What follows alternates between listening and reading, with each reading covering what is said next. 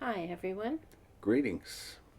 We have reached the second last chapter of the Pure Worship book, Mm-hmm.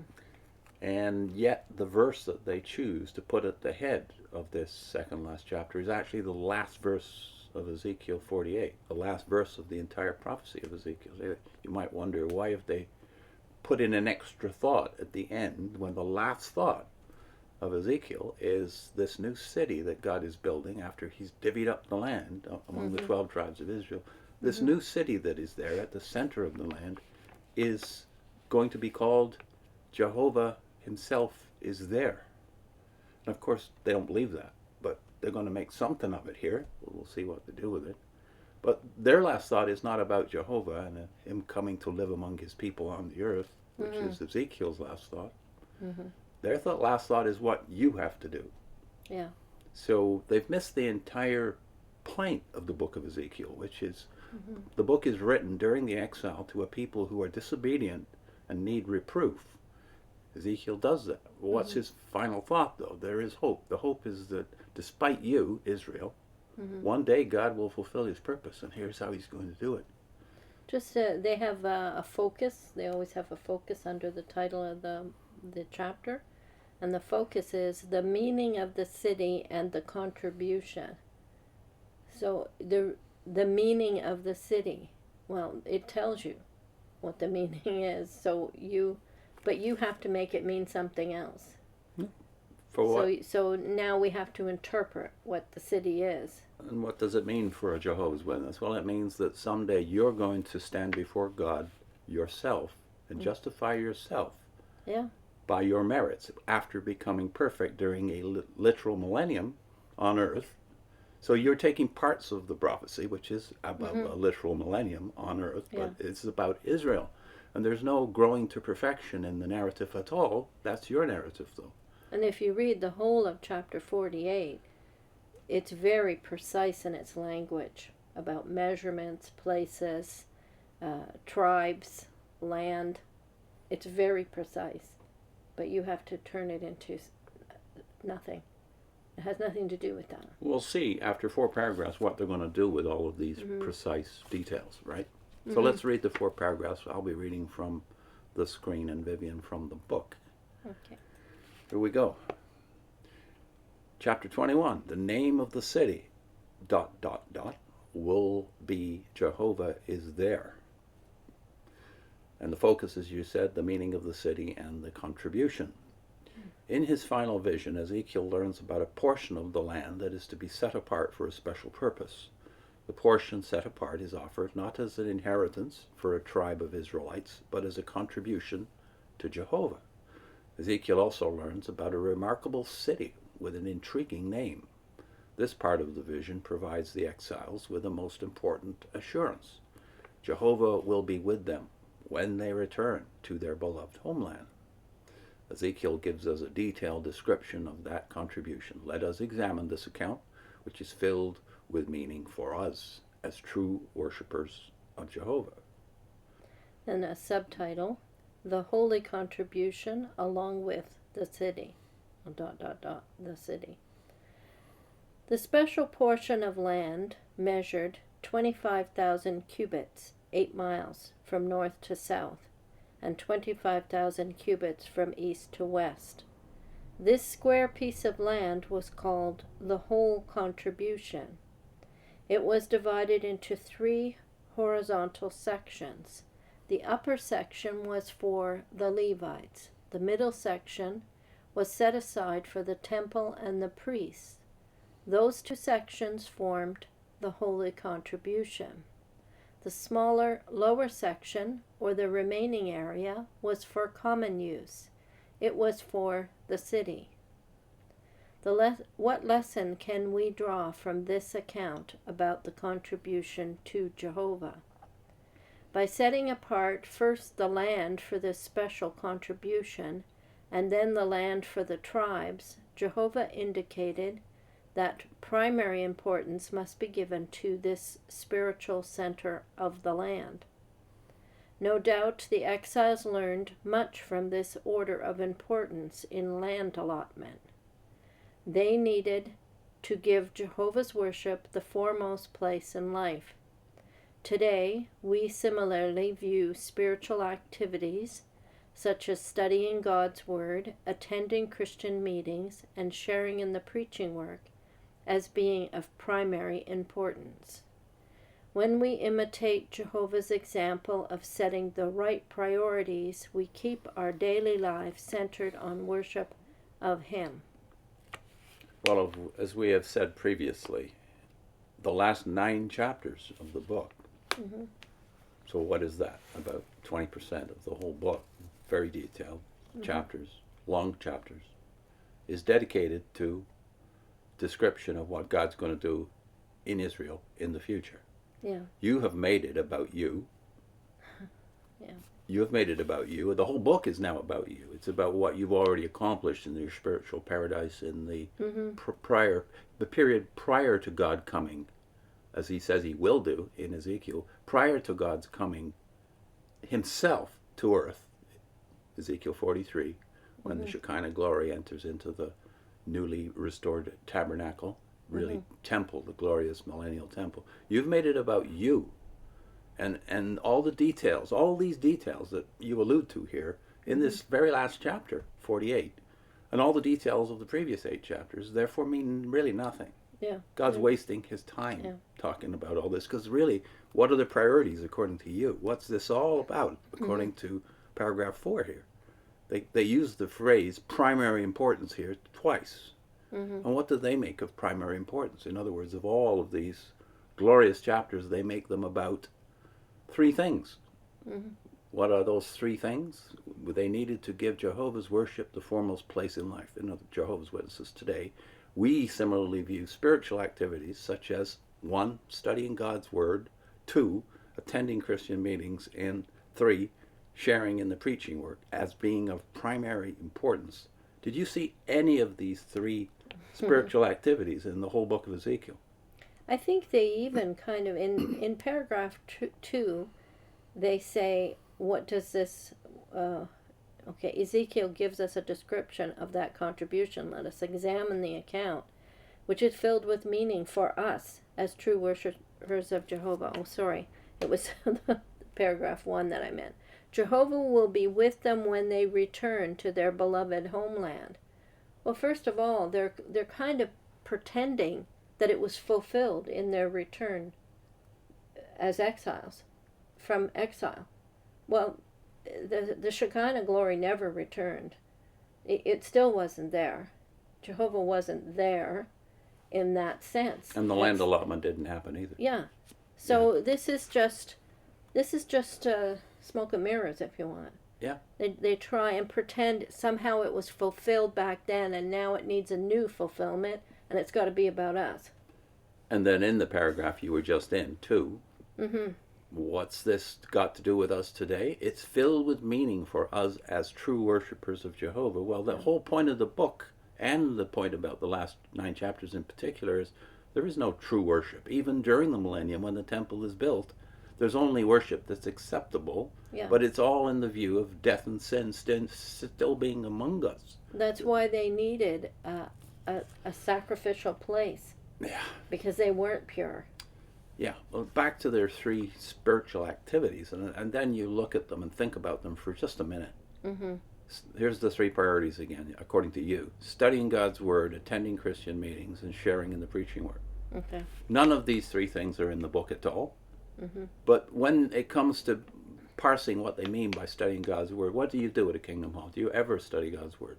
No, you think you're studying God's Word because there's all these references to Scripture in here.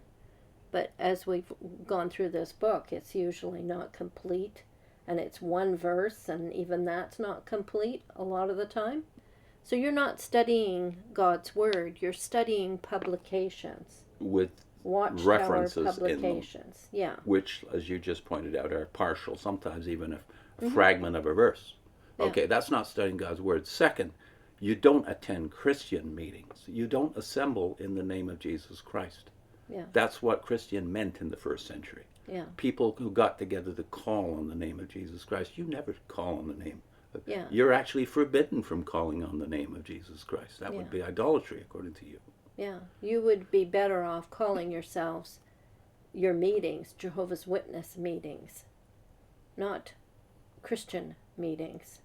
I remember back in the 70s when it became trendy after I was baptized. It suddenly became the thing to do to call yourselves Jehovah's Christian Witnesses. And I thought, wait a minute, this is not what I learned in my truth book study. But it was now the thing to do because the evangelicals were pointing out to you continually that you're not Christians at all. You call on the wrong name. Mm. And they've got the evidence to prove it. Even in your Bible, they've got the evidence to prove that the name that's prominent is Jesus Christ. Mm-hmm. So, no, you're not attending Christian meetings. And the third one, sharing in the preaching work. Twofold problem here. Yeah. First, you're not preaching the gospel. That's fatal to you. Yeah, it's not the message of the apostles. And that you're second, preaching. they didn't preach in the first century. The only ones who preached are the ones sent to preach, apostles and prophets. Mm-hmm. You've claimed those offices for yourself without even having the personal possession of the Holy Spirit. You're not in Christ. You're not indwelt by the Spirit, and yet you claim this role. This is spiritual pride epitomized. Mm. So, no, none of these three, what you call spiritual activities, are legit according to the New Testament. Mm-hmm. Now, if you want to prove that, of course, we have to go to the New Testament itself, which we can do. Yeah. So even in the New World Translation, we just, in prepping this, we noticed again what we've said in a previous video, namely that in the Watchtower's own translation, they haven't managed to intrude the Tetragrammaton until you get to the end of chapter 1. You haven't told them where you're going. 1 Corinthians chapter 1. In chapter 1 of 1 Corinthians, where they define what a Christian, where Paul defines what a Christian is, you haven't managed to get the name Jehovah in until the end of the chapter, and even that's illegit. But let's read, and I'll read it from the ESV here. The first 3 verses are 1 Corinthians, and then we'll read afterwards the proof that they're not preaching the right gospel. But what is the church really about? Well, Paul tells you here in these 3 verses. Paul, called by the will of God to be an apostle of Jesus Christ, and our brother Sosthenes, to the church of God that is in Corinth, to those sanctified in Christ Jesus. So the first qualification of a Christian is that he's sanctified and he's in Christ Jesus. Called to be saints, that's the name, called to be saints, or called saints literally, together with all those who in every place call upon the name of our Lord Jesus Christ. Does it say anything different in there? No. Well, I mean, they say in union instead of in Christ.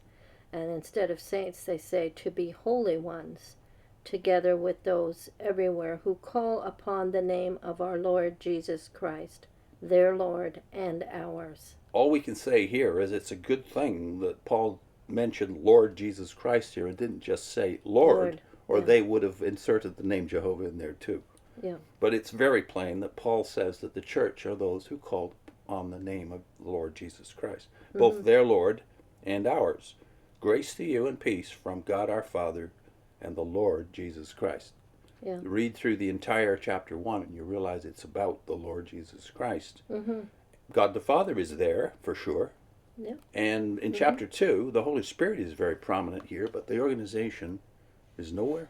Yeah. And the Tetragrammaton is nowhere in the original Greek. Yeah, so you hear, you see God, even in the Watchtower's Bible here, God prominently, whenever it's talking about God. And then it also mentions Father, and then Lord Jesus Christ. So wherever Lord is, it's the Lord Jesus Christ. Over and over and over. Yeah. And now we wanted to also bracket this. This is the beginning of 1 Corinthians. And now at the end of 1 Corinthians, in chapter 15, you have a definition of what the good news is. How does this good news measure against what they call the good news? What were they preaching? So I'm reading 1 till 5. Now I remind you, brothers, of the good news that I declared to you, which you also accepted, and for which you have taken your stand. Through it you are also being saved, if you hold firmly to the good news I declared to you, unless you become believers for nothing. For among the first things I handed on to you was what I also received, that Christ died for our sins, according to the Scriptures, that he was buried, yes, that he was raised up on the third day, according to the Scriptures, and that he appeared to Cephas and then to the 12. If you continue to read through this chapter, just read down, for instance, to verse 11. All of this mention of the good news, the authentic good news, is there a single reference, even in their Bible, to Jehovah? No. No. They have managed to insert the name wherever they can, wherever there's an Old Testament quote, for instance. But obviously the gospel that saves, according to this, has nothing to do with the Tetragrammaton. Would that be a shock to you when you were a pioneer? Oh, yeah. What does it have to do? It has to do with the name, though. Yeah. And Just, that name we don't is... preach this. I'm not saying you don't believe that Christ is still alive, but we don't preach it. It's not what we put as the first thing that we want to tell. He says this is of first importance. Or what did it say first things.